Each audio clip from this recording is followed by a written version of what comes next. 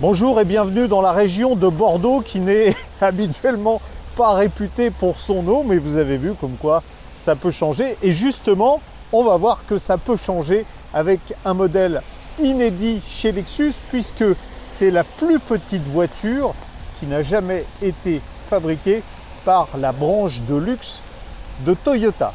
Ce petit Lexus répond au doux nom de LBX. Vous comprendrez qu'il est naturellement bâti sur le véhicule star de Toyota en ce moment, le petit SUV de la gamme, la Yaris Cross.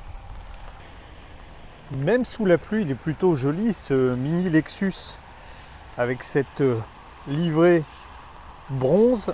Un petit SUV, donc comme vous l'avez compris, qui mesure 4,19 m de long. C'est pratiquement la longueur de son cousin. Il y a 1 cm de plus. En revanche, ce qui change par rapport au Toyota, ce sont les voies. La voie avant a été élargie de 6 cm, ce qui permettra une meilleure assise sur le sol. Vous voyez, on fait un peu le tour de la voiture. Je ne vais pas vous détailler chaque élément, mais c'est plutôt sympatoche. Le LBX n'est pas doté de roues gigantesques, c'est du 18 pouces. En revanche, vous allez voir qu'en termes de confort, c'est pas tout à fait ça. On a un empattement qui est un peu plus long que sur le modèle Toyota. 2,58 cm de plus, et même chose, c'est pas forcément très efficace non plus. Est-ce que le coffre va être beaucoup plus grand? La réponse, hélas, c'est non. 332 litres, c'est une des contenances les plus faibles de la catégorie. En plus, vous voyez, le seuil de chargement est assez haut, mais il est profond. Ça vient plus de l'accès aux places arrière, pas extrêmement large comme vous pouvez le voir, et surtout avec un espace qui est assez limité, peu de place pour les jambes et assez peu de place également au niveau de la garde au toit. Donc des adultes de plus d'1,75 m, ça sera assez difficile.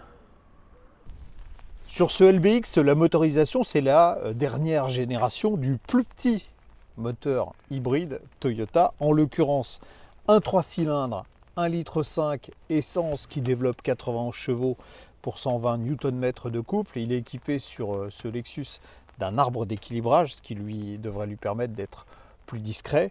Moteur thermique accouplé via le fameux Synergy Drive, un moteur électrique alimenté, et ça c'est une nouveauté sur cette dernière version, par une batterie nickel métal hydrure. Et oui, Toyota a laissé le lithium-ion, tout ça pour avoir plus de puissance. On a 44 chevaux qui sont disponibles désormais pour une capacité de la batterie de 1 kWh. Lexus est une marque premium, et à l'inverse de Volvo qui vient de galvauder sa réputation avec le X30, et bien même sur un petit modèle, on reste à bord d'une voiture dont la finition est quand même haut de gamme. Ça commence par la qualité des matériaux, avec des plastiques, c'est même plus moussé, vous voyez, c'est des matelas tellement c'est souple.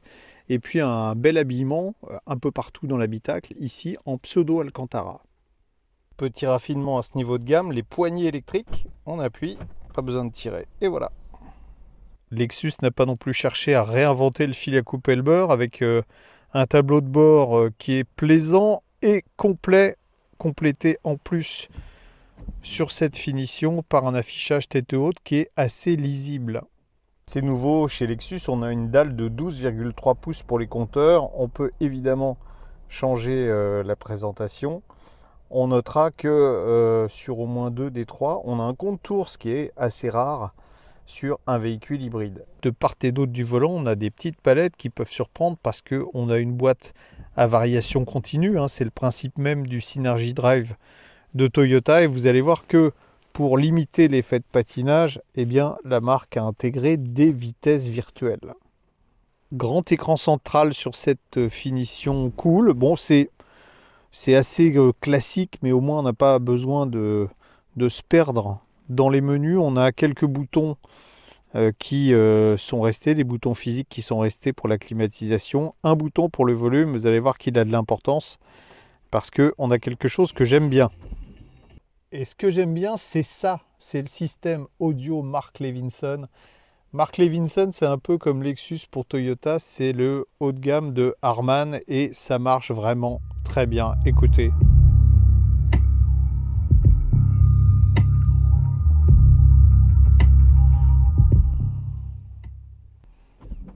Touche qui permet de rouler en mode 100% électrique, environ 2 km maxi, et puis la touche Eco Mode, alors qui change l'affichage central.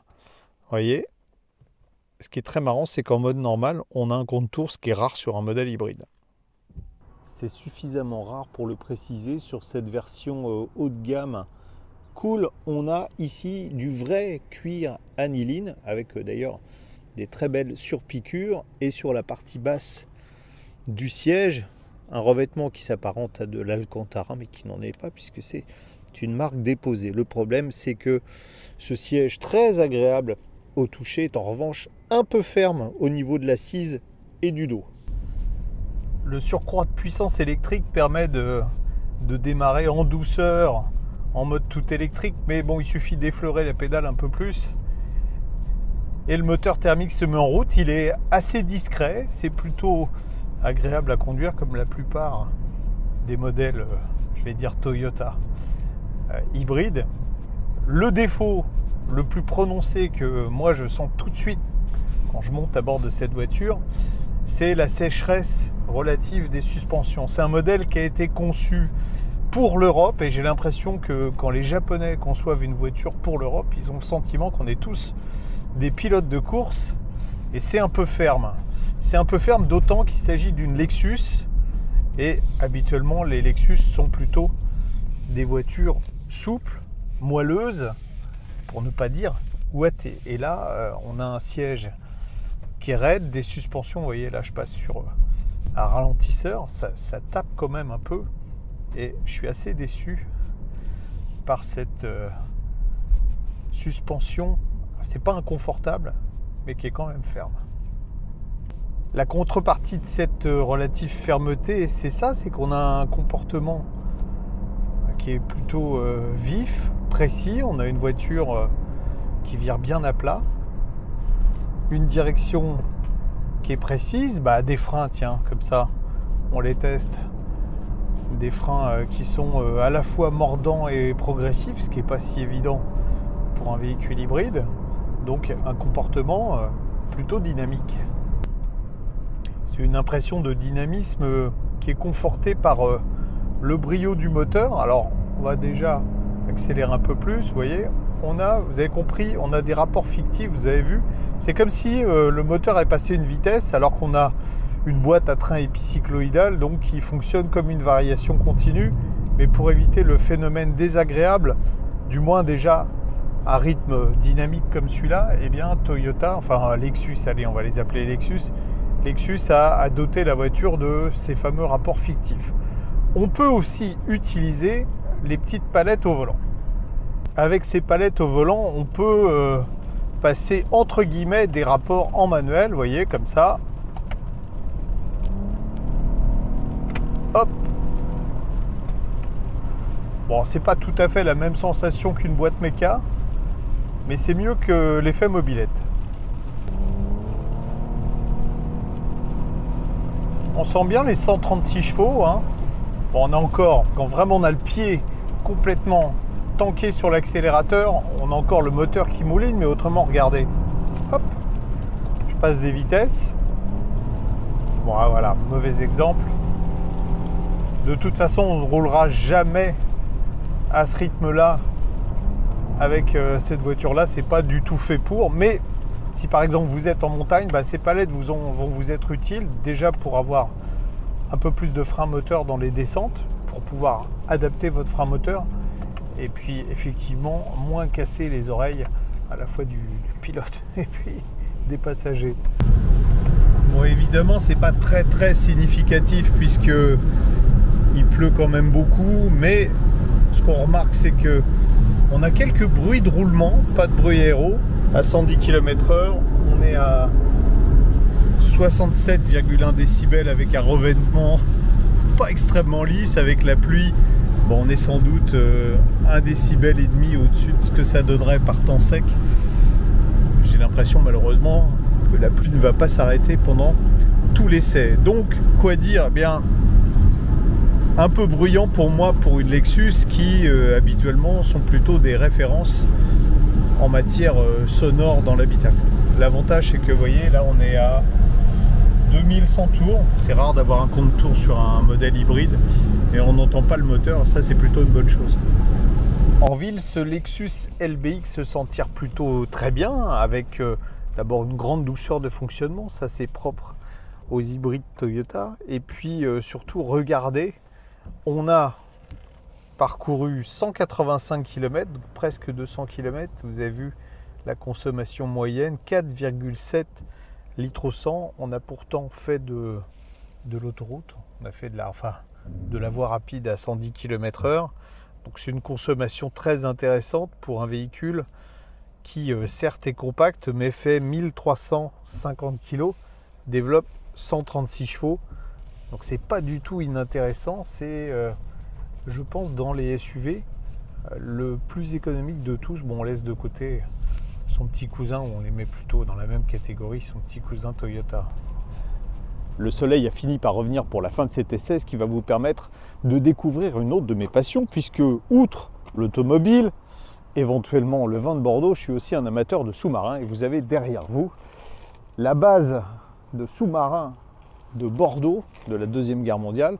Bon, rien à voir avec le Lexus LBX, ça c'est pas une machine de guerre, c'est même le contraire. Et d'ailleurs, il faut tirer un coup de chapeau au constructeur, puisque dans un format compact, on a su garder toutes les qualités d'un modèle. Alors, Lexus n'aime pas qu'on dise luxe, on va donc dire premium, c'est-à-dire une excellente finition, un très bon équipement, des prestations routières qui sont satisfaisantes. On y ajoutera une consommation très basse, qui est en général pas le cas des modèles ultra premium. Au chapitre des défauts, en revanche, pour moi, un modèle premium, voire un modèle luxe, ça doit être quelque chose de très confortable. Or là, c'est pas inconfortable, mais c'est ferme et je trouve que c'est un handicap. Autre handicap, on a assez peu de place à l'arrière et le coffre est petit, donc ça ne sera pas vraiment un véhicule familial. Maintenant, côté tarif, cette version baptisée Cool, qui est le haut de gamme, c'est peut-être pas le nom le plus adapté, coûte 44 800 €. C'est assez compétitif par rapport à d'autres concurrents, il n'y en a pas 50 000, le principal c'est l'Audi Q2, mais on peut avoir cette voiture à partir de 34 300 €. Là ça devient intéressant parce qu'elle est déjà pas mal équipée.